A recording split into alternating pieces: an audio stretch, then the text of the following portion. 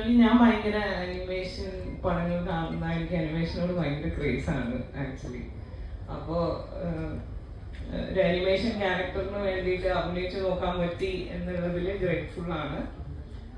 കുട്ടി സാർ ഭയങ്കര ഹെൽപ്ഫുൾ ആണ്, അനീഷ് കുട്ടി സാർ. അപ്പോൾ ദിലീപ് പറഞ്ഞിരുന്നത് ലവ്ലിയുടെ ഡാഡിയും മമ്മിയും ഞങ്ങളാണ്, എന്താണ് സാറ് ഡാഡി ഞാൻ മമ്മിയുമാണ് എന്നുള്ള രീതിയിൽ ഞങ്ങളൊരു കുട്ടിയെ ലെക്ചർ ചെയ്ത് എത്തിക്കുകയാണ് ചെയ്തിട്ടുള്ളത്.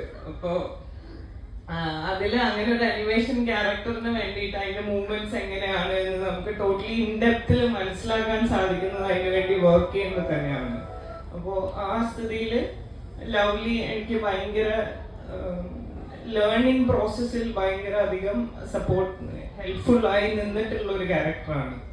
ഞാൻ സ്ക്രീനിലില്ല, എനിക്കറിയാം ഞാൻ സ്ക്രീനിൽ ഉണ്ടാവില്ല എന്നുള്ളത്, പക്ഷെ ഞാൻ ഷൂട്ടിൽ മുഴുവൻ വർക്ക് ചെയ്തിട്ടുണ്ട്.